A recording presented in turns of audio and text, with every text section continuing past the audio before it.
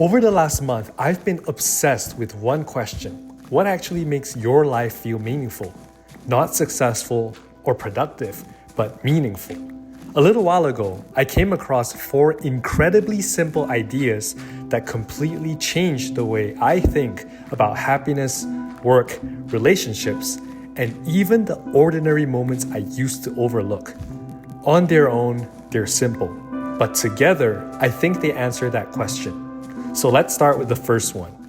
Have you ever noticed how one tiny inconvenience can completely change how you feel for the rest of the day? You wake up 10 minutes late, you spill a drink, you check your phone, and you see someone else announcing the job you wanted, the relationship you wish you had, or the life you feel like you're falling behind in. Maybe you feel weak during the workout at your gym. Maybe the number on the weighing scale doesn't move.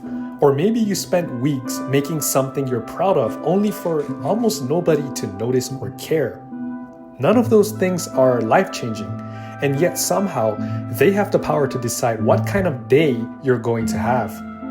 What's strange is that we rarely question it. We just accept that if enough things go wrong, then of course we're going to be frustrated. Of course we're going to be impatient and we're going to shut down. But what if we've quietly handed over far more control than we realize? What if every morning, before we've even had breakfast, we let the world decide who we're going to be? I've been thinking about that a lot lately. A few weeks ago, I read a small book called Fish.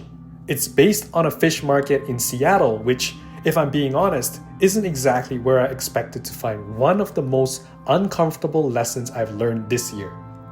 The first principle in the book is incredibly simple. Choose your attitude. When I first read it, I almost laughed.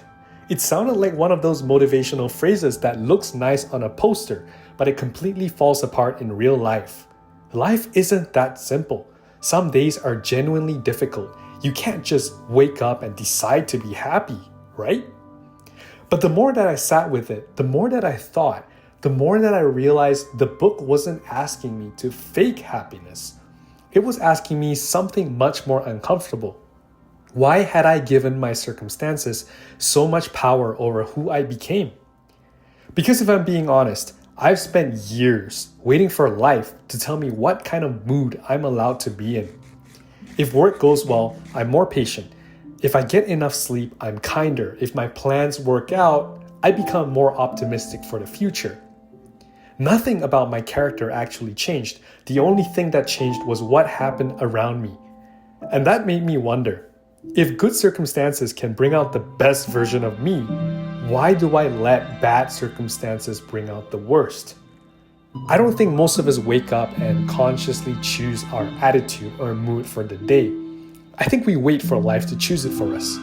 We wake up and immediately start pointing out the evidence around us. Did I sleep well? What's the weather like? Did anyone text me? How productive do I feel today? Without realizing it, we're asking the world a question. Am I allowed to enjoy today? Sometimes the answer feels like yes. Sometimes it feels like no. And that's a dangerous way to live because life is so unpredictable. There will always be something that doesn't go according to plan. There will always be someone doing better than you. There's always another setback lurking just around the corner. If your attitude depends on your circumstances being perfect, you're building your happiness on something that was never designed to stay still. I start noticing this at work. There are days when emails never stop coming in. Someone's upset, a problem appears that wasn't there an hour ago, and before I know it, I've convinced myself that today's just one of those days. But here's what's interesting. On those days, I stop noticing everything that doesn't support that story.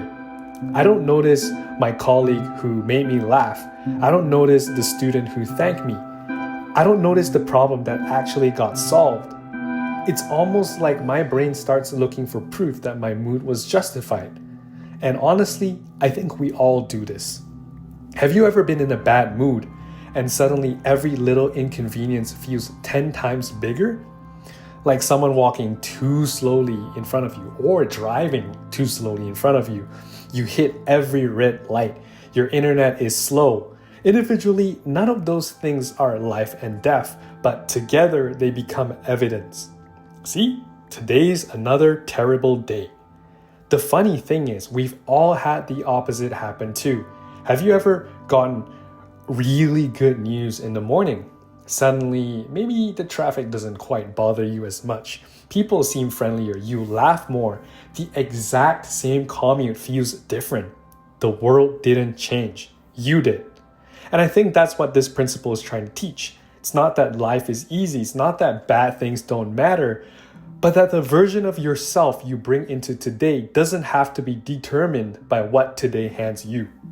That doesn't mean ignoring your emotions. If you're grieving, grieve. If you're overwhelmed, acknowledge it. If you're struggling, don't pretend you're okay just because someone told you to stay positive.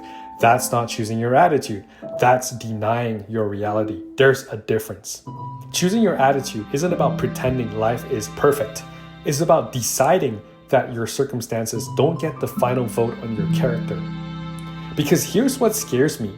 I think a lot of us are accidentally postponing our lives, myself included.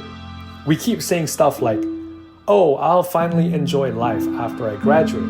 I'll finally relax once I get the promotion. I'll finally be confident after I get a six-pack, or when things settle down, or after I lose the weight. I've said every one of those things. Maybe you have too. But every time we attach our happiness to the next milestone, we're quietly teaching ourselves that today isn't enough. Then one day you look back and you realize you've spent years waiting for your life to begin. I don't want that anymore. And I don't think you do either. Lately, before I start my day, I've been asking myself a different question. Not, how do I feel today? Because honestly, that answer changes all the time. And more often than not, I find myself sleepy, exhausted, and tired. Instead, I ask myself, who do I want to be today? Do I want to be patient, curious, kind, present? The beautiful thing about that question is it gives me something my circumstances never could, a choice. Some days I still fail. Actually, a lot of days. There are mornings where I still let one email, one negative customer ruin my mood. There are evenings where one disappointment follows me home longer than it should. I'm still learning. But now, at least I notice it. And sometimes that's where change begins, not necessarily with perfection, but with awareness. Maybe that's why this little book stuck with me so much. It wasn't about a fish market necessarily. It wasn't about attitude. It was about ownership. It reminded me that while I can't control what happens today, I can still choose the kind of person I want to be while it happens. Life will always throw something at you. Someone will disappoint you. Plans will change. Things won't go your way. That's part of being alive. But if every inconvenience gets to decide your mood, eventually it starts deciding your life. So maybe tomorrow morning, before you check your phone, before you look at your emails, before you let the world tell you how today is supposed to feel, ask yourself one question. Who do I want to be today? Because maybe the quality of your life isn't determined by how often things go your way. Maybe it's determined by how often you remember that your attitude was never supposed to belong to your circumstances in the first place. Choosing your attitude is a powerful place to start, but even with the right mindset, there's something else many of us lose as we get older. We forget how to play. I think a lot of us spend our entire week waiting for Friday, only to waste it when it finally gets here.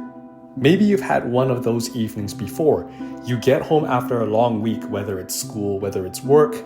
You throw your keys onto the counter, kick your shoes off, and then you collapse onto the couch thinking, finally, nobody needs anything from me. No deadlines, no lectures, no shifts, no emails.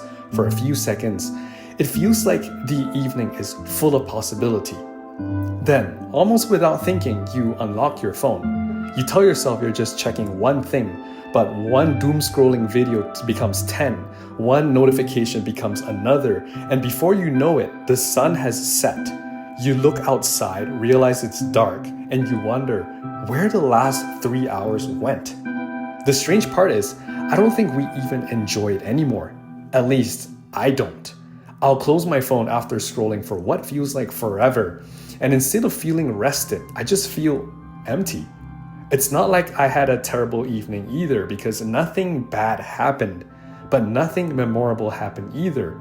It's almost like my free time evaporated without ever feeling like it belonged to me.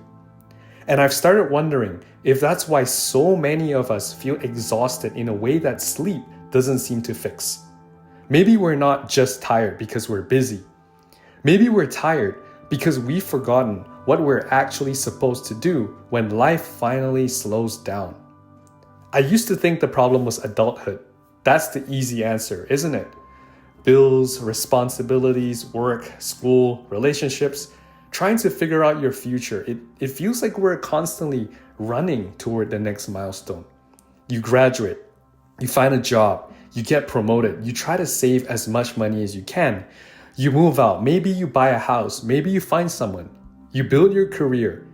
Every time we reach one finish line, it feels like another one quietly appears in the distance. I don't think there's anything wrong with having goals. Personally, I have a lot of goals that I'd like to reach. You're probably watching this because you care about growing as a person. But lately, I've been wondering if we've accidentally built lives where every moment has to earn its place. When we were kids, we never thought like that. We didn't wake up wondering how to optimize our Saturday. We didn't ask whether building a pillow fort or a tree house was helping our future, or whether playing tag would improve our resume. We just played. We could spend an entire afternoon pretending the living room floor was lava, or turning a cardboard box into a spaceship, and somehow that was enough. Looking back, it's funny because nothing around us was actually special. The backyard was still just a backyard. The grocery store was also still just a grocery store. The cardboard box was only just cardboard. The only thing that changed was us. We knew how to bring life into ordinary moments. Somewhere along the way, I think we lost that. Not overnight. Maybe some of you have had family or friends sit you down and talk to you saying, "You're too old to be doing this. You're too old to behave like this. You're too old to have fun now." We slowly stopped asking ourselves, how can I enjoy this? And we started asking, what's the point? It's such a small shift in wording, but I think it changes everything. Because once everything needs a purpose, it's so hard to do anything just because it makes you smile. I catch myself doing this all the time. I'll go for a walk, and instead of noticing the weather, the nature, the environment, or just letting my mind wander and be free, I'm wondering, have I hit the steps? I'll read a book, and instead of getting engrossed in the story, I'll think about what lessons should I be taking away from it. I'll go to the gym and work out, and instead of appreciating that I actually get to move and use my body, I'm thinking about whether or not I've made enough progress this week. Even my hobbies start feeling like projects. If I enjoy chess, should I become a grandmaster? If I like writing, should I monetize it? Somehow every hobby becomes a side hustle. Every workout becomes a physique goal, and every morning becomes a routine to optimize your day, which means every quiet moment starts to feel like wasted potential. The weird thing is, none of those ideas are bad on their own. There's nothing inherently wrong with wanting to improve yourself. I know that firsthand because I'm in the same journey as you are. You finally get a free afternoon, so you want to dedicate it to learning. I love learning. I like having goals. I think it's healthy to challenge ourselves. But sometimes I wonder if we've accidentally crossed a line where self-improvement stops serving us and we start serving it. It's almost like productivity quietly became our personality. We became so focused on becoming better versions of ourselves that we forgot to spend any time with a version that's already here. Maybe you felt that guilt or that feeling too. You get a day off, you sit down to watch a movie, and halfway through, you start thinking about the emails you haven't yet answered or the chores you haven't done. You take a full day off, but yet somehow, instead of feeling refreshed, you spend the whole day feeling like you should be doing something more productive. I've literally had days where I was too tired to work but somehow too guilty to rest. It's such a strange place to live, isn't it? We feel guilty while we're working because we're exhausted, and then we feel guilty while we're resting because we're not working. A little while ago, I was reading a small book called Fish. And if you've watched my last video, you'll remember I talked about the first principle, choosing your attitude. I expected the second pillar to be another lesson about work or leadership. Instead, it was called play. And honestly, my first thought was, play? Really? How old are you? It sounded almost childish. But the more that I sat with this word, the more uncomfortable it became. Not because I disagreed with it, but because I honestly couldn't remember the last time I had actually done it. The book talks about the story of Pike Place Fish Market in Seattle. If you've ever read the book or seen videos from there, you probably know what I'm talking about. It's workers throwing giant fish through the air, customers laughing, people stopping just to watch. What struck me wasn't the fish throwing itself, it was the realization that nothing about their job had actually changed. The fish still smelled like fish, the shifts were still long. The customers still needed to be served, the work was still repetitive, but they changed the way they experienced the work. I couldn't stop thinking about that because if I'm being honest, most of my life isn't made up of extraordinary moments. Yours probably isn't either. It's made up of Tuesday afternoons, grocery runs, commutes to work, laundry, chores, emails, classes, waiting in line. We spend so much time wishing those moments away because we're waiting for the weekend, waiting for vacation, waiting until life finally becomes interesting. But what if we've been waiting for the wrong thing? What if life isn't hiding somewhere in the future? What if it's quietly happening in all those quiet, ordinary moments we've been rushing through? When I think back on the memories that mean the most to me, they've almost never been the big achievements. I don't remember random Tuesdays because I crossed 5 things off my to-do list. I remember laughing so hard with my friends because I had a good time. I remember singing in the car and loving every minute of it. I remember making a boring shift at work feel shorter because I kept making stupid jokes with my colleague when we were actually supposed to be getting work done. None of those moments made me more successful. They didn't further my career. But yet somehow, they're the ones that stayed with me. Maybe that's what play really is. Not avoiding responsibility or pretending life is always easy. It's choosing not to let responsibility become the only thing that defines us. It's remembering that joy doesn't have to wait until everything is finished. It doesn't have to be earned after you've answered every email, completed every assignment, or achieved every goal. Maybe that's the mistake we've been making. We've treated joy like a reward when it was supposed to always just be a part of the process.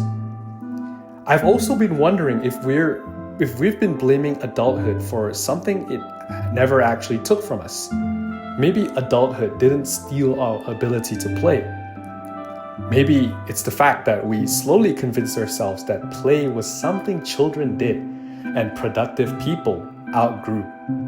Because we became focused on building a good life that we forgot to actually live it.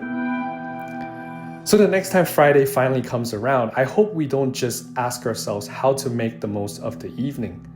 I hope we ask a different question. What would make tonight enjoyable? Doesn't have to be productive or impressive or useful, just enjoyable. Because maybe that's the question we stopped asking years ago. And maybe the answer has been waiting for us ever since. Because I don't think adulthood should steal our ability to play. I think we need to start giving ourselves permission to play and enjoy our lives. Learning to enjoy life again changes your relationship with yourself. But a fulfilling life isn't built by thinking only about yourself. Sometimes the fastest way to improve your own life is to look outward. I wonder if anyone can relate to this, because I used to think the reason I felt so mentally exhausted all the time was because life was genuinely busy. There was always another deadline, another goal I hadn't reached yet, another habit I was trying to build, and another version of myself I was trying to become. It made sense that I felt drained on a day-to-day basis. At least, that's what I told myself. But then I started noticing something uncomfortable. Even on the quiet days where nothing particularly stressful happened, I still went to bed feeling like my brain had run a marathon. And after paying attention for a while, I realized it wasn't because I had been doing too much. It was because I had spent almost the entire day thinking about one person, myself. Not in an arrogant or narcissistic way, more in the way that anxiety quietly tricks you into doing, like overthinking. I was constantly replaying conversations, wondering if I sounded awkward, thinking about what people thought of me, or whether or not I was making enough progress in my life. Whether I should be doing more, whether I was wasting time, or whether I was somehow falling behind everyone else my age. My body could be sitting across from another person, while my mind was somewhere else entirely, trapped in this endless, exhausting conversation with itself. The strange thing is, I actually don't think I'm unique. I think that's just what happens to us when life feels uncertain. Our attention slowly folds inward. We become the main character in every thought we have, and every interaction somehow becomes about us. Did I say the wrong thing?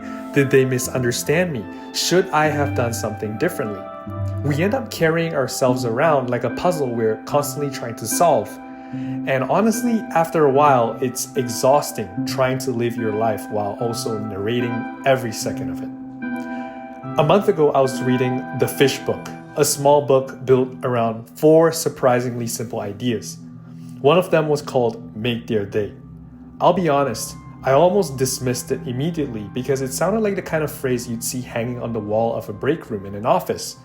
Just a nice sentiment, but probably nothing I'd remember a week later.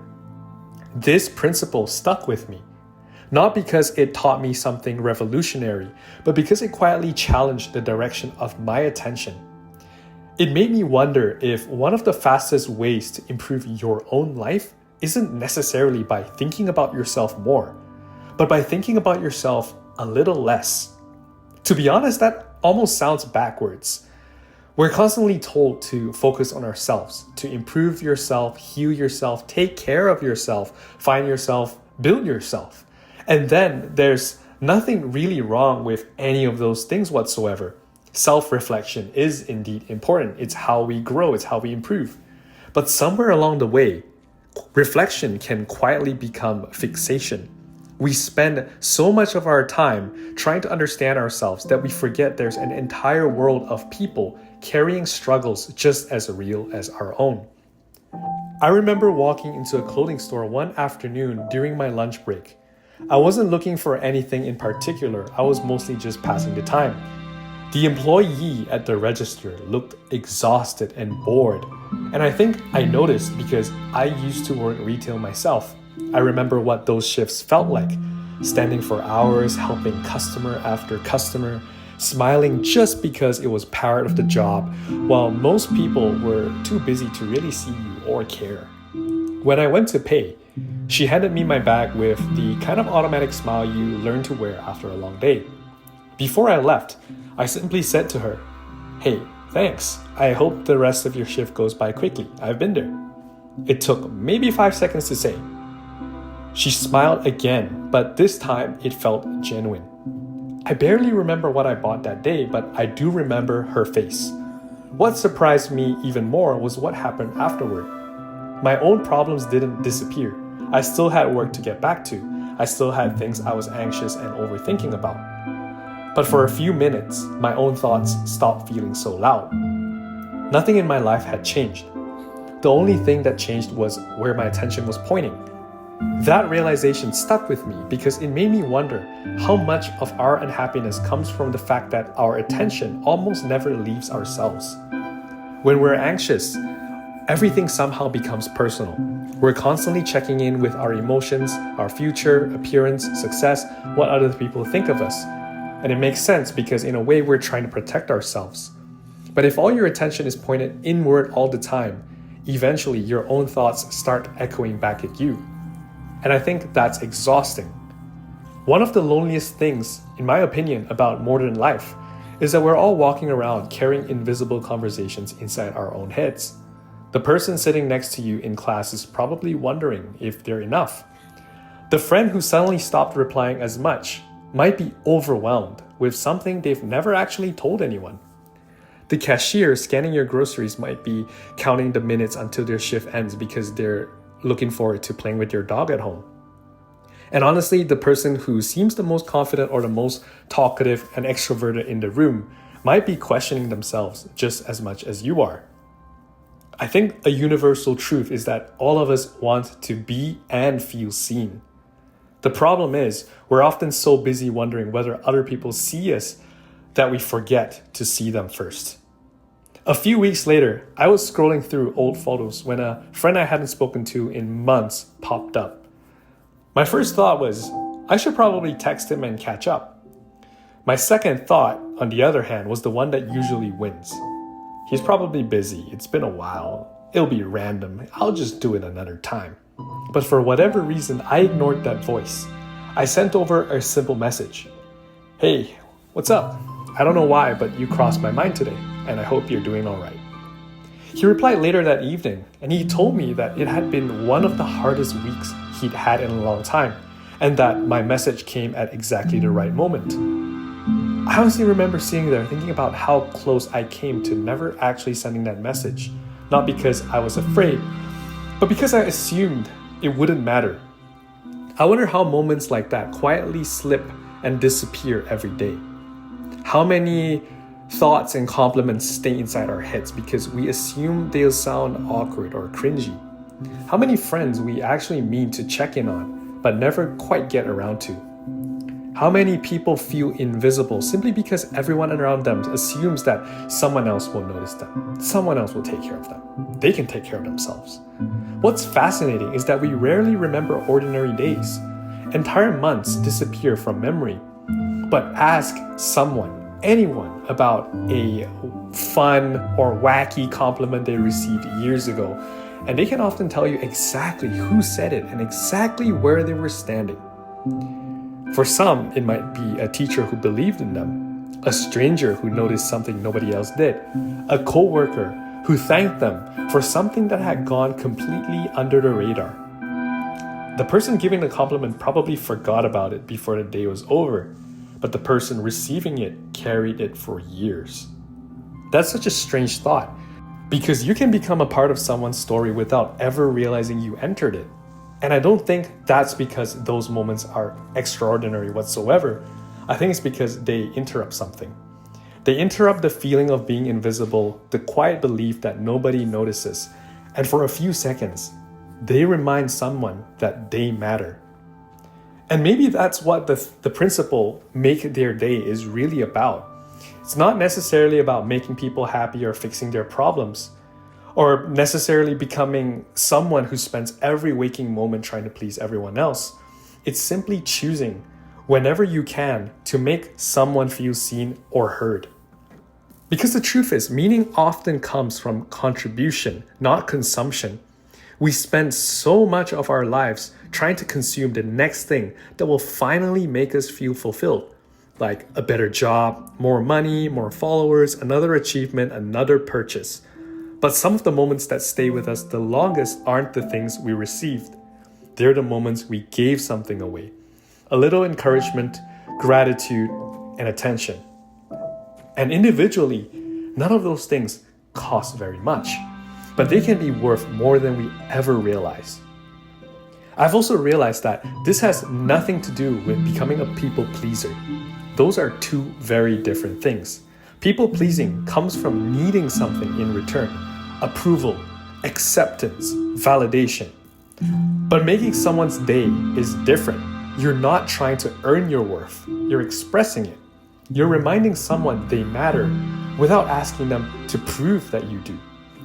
These days, whenever I catch myself spiraling, like overthinking a conversation or comparing myself to someone else, I try asking myself a different question.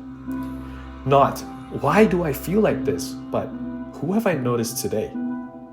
It's such a small shift that it feels almost insignificant.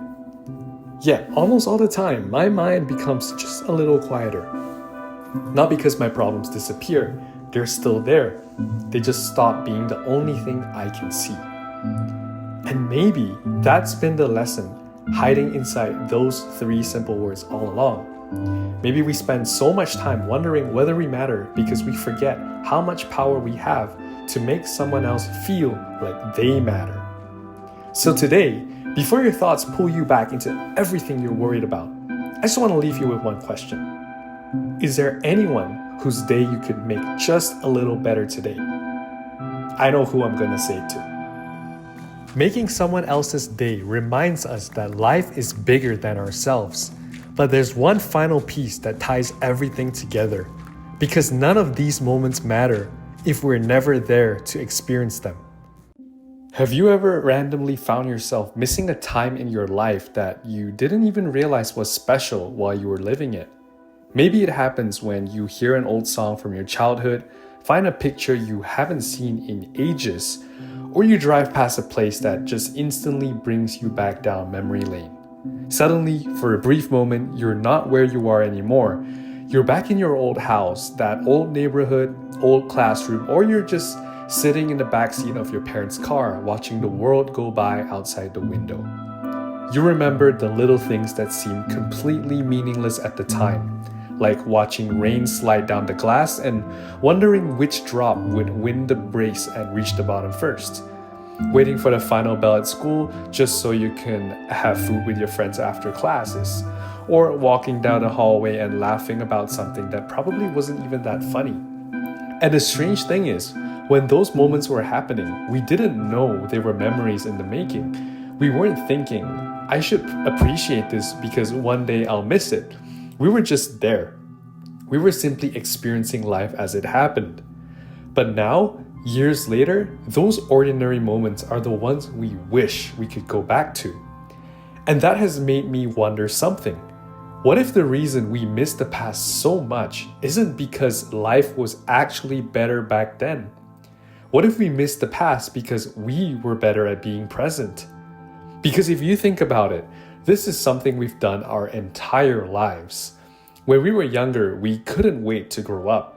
We looked at adults and we thought they had everything figured out. They could do whatever they wanted, they had freedom, they didn't have to ask for permission or homework or tests or rules from their parents. We thought growing up was where life really began. But then we grew up, and somewhere along the way we started looking backwards. We started to miss the very moments we used to wish would pass. I think a lot of people say they miss school, but I don't think we actually miss school itself. I personally don't miss waking up early in the morning, studying for exams, stressing about assignments, or wondering whether or not I was going to pass an exam. What I miss are the moments around those things. I miss seeing the same people, same friends every single day. I miss sitting beside my friends and having conversations that had no real purpose other than making each other laugh. I miss walking through the hallways between classes and those random moments where someone said something ridiculous and everyone tried not to laugh because the teacher was right there. I miss the simplicity of knowing exactly where I was supposed to be and who I was supposed to be with. But more than anything, I miss how present I was. As we get older, something changes. Life becomes more complicated. We have more responsibilities, but I don't think complexity is the only reason it starts to feel like time is moving faster. I think our attention becomes divided. We are constantly somewhere else other than where we actually are. We're at dinner with our family, but we're thinking about tomorrow's responsibilities. We're spending time with friends, but part of our mind is already thinking about the next thing we need to do. We're watching a movie, but we're checking our phone every few minutes. We're on vacation, but we're already thinking about when we have to go back. I find that we are physically present most of the time, but mentally somewhere else. And I think that's been one of the biggest struggles of modern life. We spend so much time replaying the past or preparing for the future that we forget there is a life happening right now in front of us. We think about conversations that have already happened. We worry about situations that haven't happened yet. We tell ourselves that we'll finally relax when we reach the next milestone. Like, I'll be happier when I graduate, I'll enjoy life when I get that job, I'll finally slow down when things become less stressful.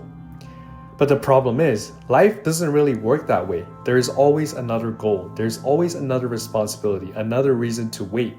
And if we aren't careful, we can spend our entire lives preparing to live instead of actually living. I think that's why so many people feel like time disappears as they get older. It's not necessarily because there are fewer hours in the day, it's because we stop experiencing those hours fully. Think about the memories you treasure most. They're usually not the moments where you were trying to be productive. They're not the moments where you were optimizing your schedule or trying to get ahead. They're usually the moments where you forgot about everything else. The late night conversations with friends, the random jokes that only your group understood. The family dinners, the drives where nothing important was discussed. Those moments became meaningful because you were completely inside them. You weren't thinking about how they could benefit you. You weren't trying to turn them into something productive. You were simply there. Recently, I read a book that really challenged the way I look at this. The idea is simple. Be there. At first, it sounds almost too obvious. Of course we're there. We show up. We sit in the room. We spend time with people. But there's a difference between being somewhere and actually being there. Being there and being present means giving someone your attention. It means that when someone is talking to you, you're actually listening instead of waiting for your turn to speak. It means that when you're spending time with someone, you aren't constantly thinking about the next thing on your schedule. It's recognizing that the moment you are currently living is not just something you have to get through, it is your life. And I think one of the greatest gifts we can give another person is our attention. Because when someone gives you their full attention, it makes you feel important. It makes you feel like, for that moment, nothing else matters more than the conversation happening right now. And that feeling stays with you. When I think about the people I remember most, it's not always because they said the perfect thing or gave me incredible advice.